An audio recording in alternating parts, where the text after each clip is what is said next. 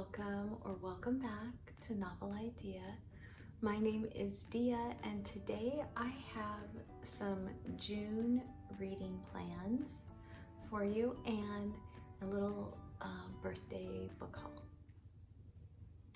All right, so let's get started. And my first thing that I want to go over is that I have two kind of reading events that I'm going to be taking part in. One of them I'm helping to host.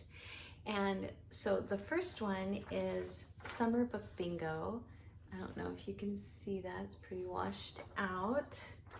But I am going to put all of the information for this down in the description box. This is being hosted by Beautiful Minutia, and there is a little prize at the end. And so if anybody wants to take part, all of the information will be back down in that box. And so the prompts for this, she has a 5x5 square with a free space in the middle. And I am going to, what I plan to do is that as I have books that I read, I will fit them into the board somewhere. And if they don't fit anywhere, then they won't count for the bingo. Because I don't want to make a TBR, because I'm not that kind of a reader. It won't get read if I do it that way. So that is the first event. The second event that I will be taking part in is a read along of a nonfiction spiritual book, and that is The Knowledge of the Holy. This is by A.W. Tozer, and I believe he published this in like the 1950s or 60s. 1961 is when this was published. I have read this several times, but it has been many years since I have read it. And Tiffany and I were trying to come up with a plan of what we could do. And she really wanted to do a short spiritual nonfiction. And so we are going to be taking a chapter a day and reading through this for the entire month of June. If you would like to join us, all of that information will be down in the description box. There's also a link to her video in my community tab, so you can pop over there and get the information as well. So this is a little book all about the attributes of God. And so it goes through the Trinity, and then self-existence of God, the self-sufficiency of God, the eternity of God, and all of that. It is a little book that has done so much to enrich my life in the Lord. So if you would like to join us for this, we would love to have you along. We will be doing a live show every Saturday in June. So that's the first one. The next one that I have is Labyrinths by Jorge Luis Borges. This is going to be a buddy read with Tiffany and Sandy from Miss Reads a Lot. And the reason that I am doing this is because I read Borges and Me last year, and it was one of my favorite books of the year.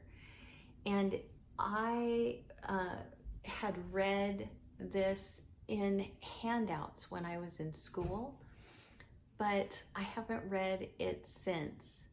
And I've watched Una and Crypto from the Codex Cantina talk about it quite a while ago, and I just thought I wanted to jump back into it. Well, Tiffany also bought this book recently, and she really wanted to read some Borges as well. So we decided to do that, and it is on Sandy's book list.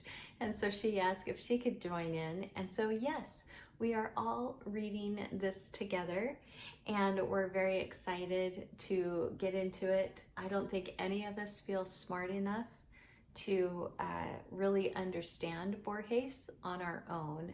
So we're hoping that some good discussion, some good bouncing of ideas off of one another and talking about it, that it will really spark some understanding in us. Oh, I didn't say this.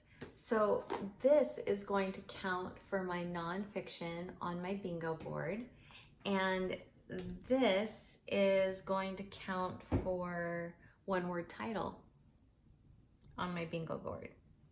Even though it says selected stories and other writings, I'm counting it as Labyrinths.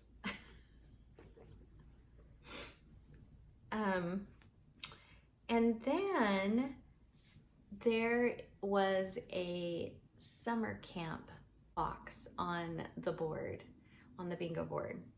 So you had to read a book that was either about summer camp or set in summer camp. And I don't know how many of you have ever seen the original Parent Trap movie, but the twins in that movie meet at summer camp, and it's based on this book.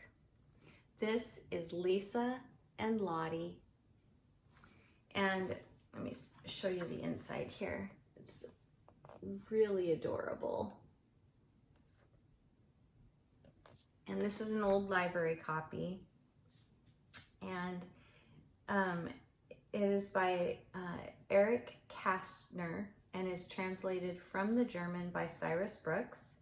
And it is just that. That's what it is. It is the story of the Parent Trap, basically. So if you've seen the Parent Trap movie, this is very much that story. And this is going to count for my summer camp on my bingo board. Another book that I don't have in my hands yet, it's supposed to be on its way. In fact, it was said it was delivered and it wasn't. So I have a little thing out to the post office and to the bookseller because I never received it. And that is Age of Innocence. It is going to count on my bingo board for modern classic. And that is for Tiffany's Patreon group read that we do. Then Kelly from Kelly Reads a Lot and I were both gifted Courtney's Ferris wheel stories, and we decided that we would like to buddy read it. And Courtney's birthday is also in June, and so we decided to buddy read it in June, and I'm very excited about it. It's a book of short stories that Courtney has written. I think there's a time travel element to it, and we're just really excited to read this together. So this I will be reading with Kelly.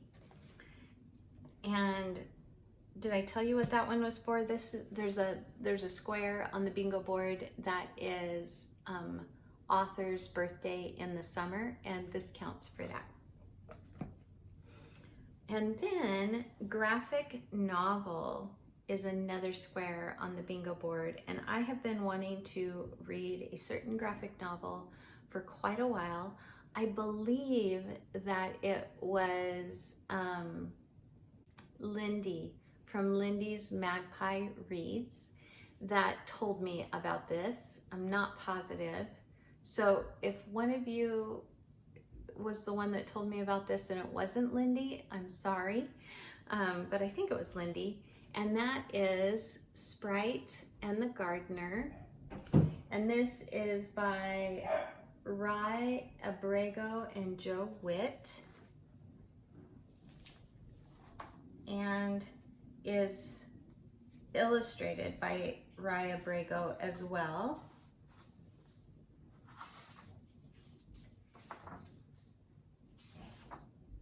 And I was looking to see, I don't think it's a translated work. I thought maybe it was, but Sprite and the Gardener and it says, this is a blurb by Kay O'Neill, who wrote the Tea Dragon Society books. And it says, a beautiful flower-scented tale that shows us the most beautiful gardens are the ones that we grow together. So that will be my graphic novel. And that is actually the, oh, no, I have two more that I am still waiting on from the library. And the first one is Tide and Punishment. This is by Bree Baker, and it will be my buddy read with Amy C. as we continue through this cozy mystery series. And then I also have A Likely Story, which is my Library Lovers cozy mystery series that I am reading with Michelle from Books Cause Insomnia. So I also have those two. And then if my buddies get around to being ready to read these, Tiffany and I did not get to Thunderhead, which is the second book in the Arc of the Scythe by Neil Shusterman. And we did not get to that book in May, and so we may get to it in June. We'll see.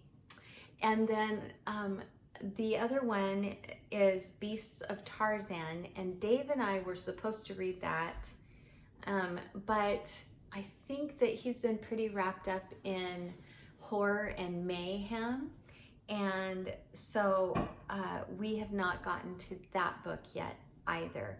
But I have both of those books, and I am ready to read them when my buddies are ready to read. So that is all the plans that I have for June that are like, you know, firm. So what is that? That's like absolutely 1, 2, 3, 4, 5, 6 that I have that are absolutes, and then when my buddies are ready, I have 3 more. So those are those plans. Now I have a little book haul. It's not little. Some of these I got for my birthday, and some of these I have collected from just around. We went out of town, did some book shopping while I was out of town, just at Goodwill, and also have picked up a few in the thrift stores and stuff around here, and off the free cart at the library. And so I have quite the accumulation of books back here. So I'm going to rearrange a little bit, and then I'll be back and we'll get started.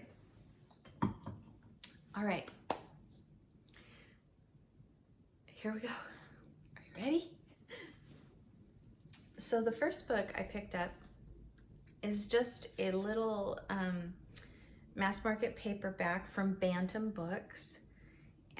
This happens to be my favorite collection by Ray Bradbury, who is one of my favorite authors. I love him, love his work, and so I picked up this. It's in not great condition. It's never one that's going to be resaleable or anything like that. It's, you know, been taped. There's Ray before he passed away. It's been taped on the inside. It's got a tear in the cover here. It's, you know, it's coming apart right here and everything. But I love these stories. And this one I think was like 25 cents or something. And I am going to finally have a copy that I can mark up and write my thoughts and all of that kind of thing. So Dandelion Wine by Ray Bradbury. Book 1. Not long ago, last month before, some of my booktube friends were reading a book for Kate Howe's book club. And so Christy Lewis was reading this, Rainey was reading it, and I had never even heard of it. And so I picked up the Sherwood Ring, and this is by Elizabeth Marie Pope, and you can tell that it's kind of a Regency, Victorian kind of era novel, and it looks though like it is set possibly in America. And so I just picked this up thinking this would be a great read for the winter months especially. That's the kind of book I like to read in the winter. Priscilla, not long ago, Priscilla at the Evening Reader, who is a fairly new booktuber. I think maybe 3 months, 4 months, but not long. And she just put up a video recently about her 10 most reread books, the books that she has reread the most in her life. And I had never read a single one of the books that she has reread more times than any other. Right, so Priscilla mentioned an author that had written several books, but she had reread one in particular. And that author was Kent Harif. And she said he's an excellent author. If you guys have not read him, then you need to be. What even are you doing with your life, kind of thing. And lo and behold, I found Plainsong by Kent Harif and Eventide by Kent Harif. And I don't know anything about him. These seem to be kind of like Midwest, maybe even West, US novels. And so I'm looking forward to reading them and finding out why Priscilla rereads Plainsong so often. So I've got those ones. And then I found this old copy of a very old classic. Let me look and see what the original date was. It looks like the original publication date for this book was 1886, but this particular book was printed in 1970. And that is What Katie Did Next by Susan Coolidge. And this is a series, so there's What Katie Did at School, yes, and then What Katie Did Next. And I found What Katie Did Next. Now hopefully I'll be able to find the first two. One of the books that Kelly from Books I'm Not Reading and Kim from Middle of the Book March have talked about and have raved about and have pushed people to read her is Now in November. And I had to hunt for this book in a price point that I could afford. So this is printed by Scribner. This is a Scribner press. But I had never heard of this book before listening to the two of them. And I have never read anything by Josephine Johnson. From what I understand, this is pretty much, she has a couple of other books, but they have no acclaim. And this one actually won the Pulitzer. So I am very excited to get to this, probably in November. It just got here. So another book that I found out of town when I was visiting family this last week was Tony Early's The Blue Star. This is the sequel to Jim the Boy, and I really liked Jim the Boy, and this is Jim in his teenage years. And I don't know if I'm gonna like this or not, but I did like Jim the Boy. And so my husband is James, and when he was a boy, he went by Jim or Jimmy. So I want to read this and see if I like it, and if not, then I'll probably pass it on to my used bookstore. I think in my last book haul I showed you a book by Patrick Lee Fermer that was a collection of excerpts from his books. And he is a travel writer, and he wrote A Time of Gifts, and he wrote Between the Woods and the Water, and this is The Broken Road. This is from the Iron Gates to Mount Athos. This is part of his trilogy of his holy trip, basically, that he took. His, what do they call that? Pilgrimage, his pilgrimage trip that he took. And I have loved Words of Mercury and the excerpts that I'm getting, so I cannot wait to read his work as a whole. And I found this one for peanuts. What was it? $2. Hardcover, really good condition. Look at the end papers. I don't know if this is on purpose or not, the way that those pages appear, but I really am excited to find a new author who writes in travel memoir style, and I'm very excited about that. All right, and then I found this little tiny, really well done, The Old Man and the Sea by Ernest Hemingway. Now, Ernest Hemingway is not my favorite author. In fact, I would go as far as to say that I really can't stand most of his work that he put out. But this book was in such good condition and has a, I don't know if you can you see the embossed thing there that is from the Ernest Hemingway Home and Museum in Key West, Florida.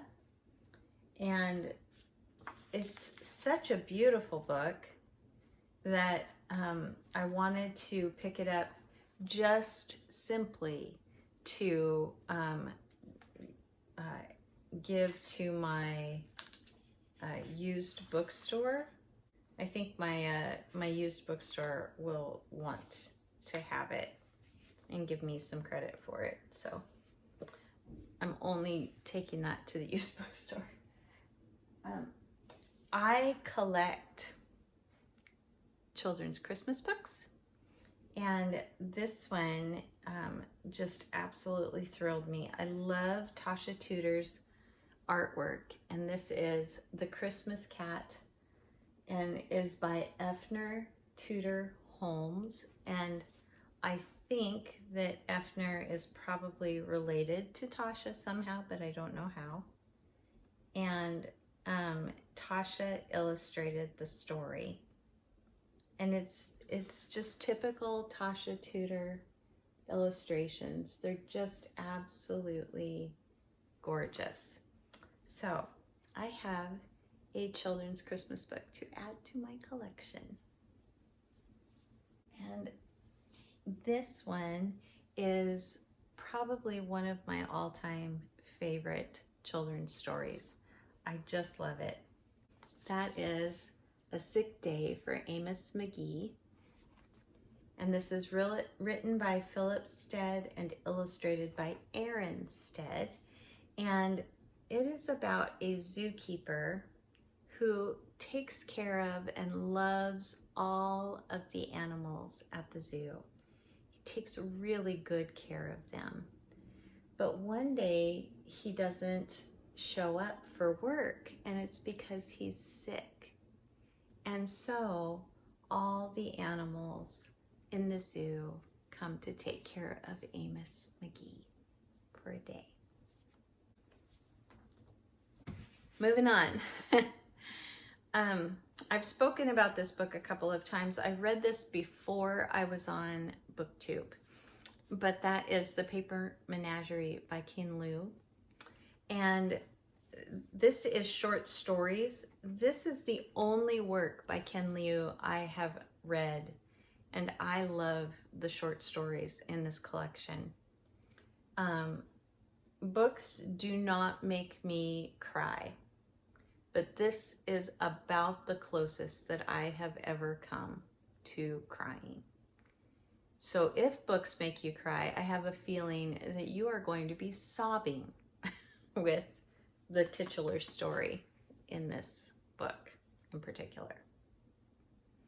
Anyway, the whole book is just wonderful. I love it. I'm so glad to own it. Jasper Fforde is a novel or a novelist that I have found in the last couple of years. He is a Welsh author, I believe, and I read him for Do-a-thon, and I just really enjoy his quirky, odd, fun way of doing things. And I have already read this book, but I could not leave it in the little free library. It had to come with me. And that is The Air Affair.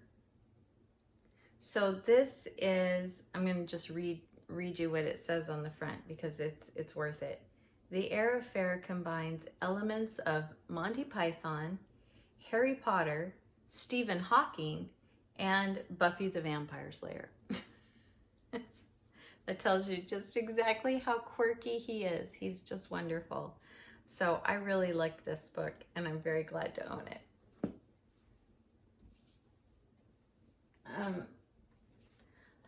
My husband took me to the used bookstore, the one that I'm going to take The Old Man and the Sea to. I had some other books that I wanted to turn in for credit, and it was my birthday, and one of the books I found there was by an author that I had never heard of, but I fell in love with this cover, and then I fell in love with what it was about. So here's the cover.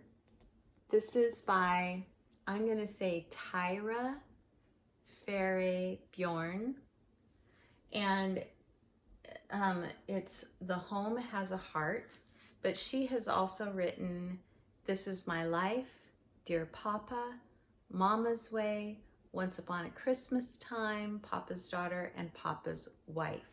This is what the back says. There is a charm, winsomeness, humor.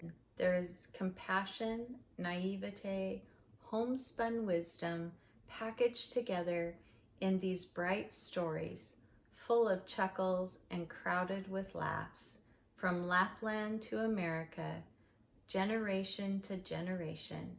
This delightful family chronicle moves with its spiritual song of triumph. Here is a storytelling at its best and most convincing. And it's just the cutest cover. I love it.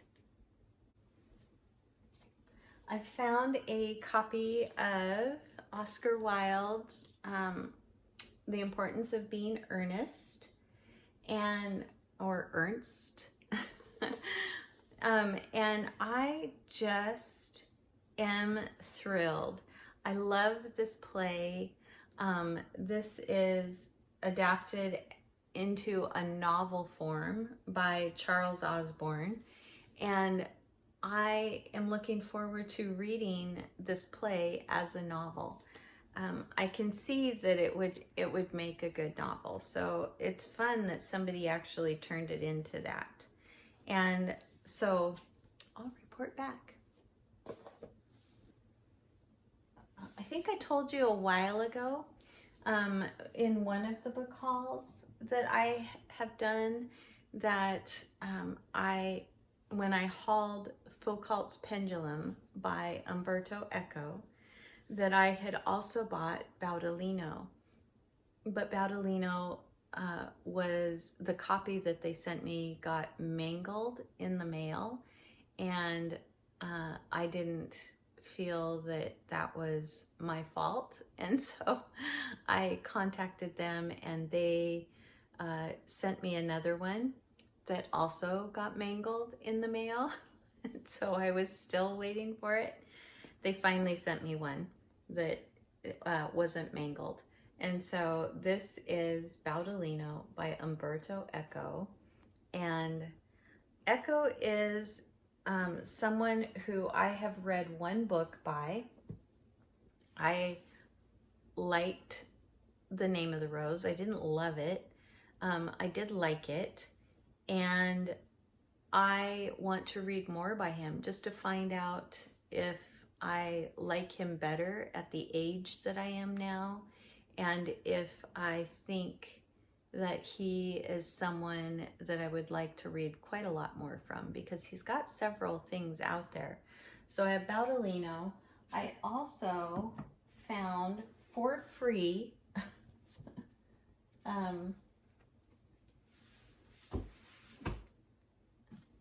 The Island of the Day Before. And one of the commenters on this channel, Penny, is also found this book recently, and I had never heard of it. And then this happened to be in a little free library when I was looking. I picked up a couple of things actually in this book haul from that little free library. So there were some good things in there, but it's in perfect condition. It's really nice. It's just, it's great. Foucault's Pendulum, I think, is the one that's on my next up kind of plans, but it could end up being Baldolino or Island. I think though that Tiffany is actually scheduled to read Foucault's Pendulum with me. Correct me if I'm wrong, Tiffany. I found another book that I have already read, and I am excited to own a copy, and that is A Tree Grows in Brooklyn. I really love this story. It's been many years since I've actually read this. I read this in high school. There's an example, Tiffany, Sandy. We were talking about all these books that I was forced to read in school that I really don't care for now, or authors that I had to read. Here's an example of one that I liked. So this is by Betty Smith, and it's just, it's a difficult story, but it is so good. And I think she just has this wonderful ability at characterization. It's just lovely. It's just a wonderful book. And then lastly, for my birthday, my friend Tiffany at Beautiful Minutia sent me the new Brandon Sanderson. This is Tress of the Emerald Sea by Brandon Sanderson. This is the first Sanderson book I have ever owned.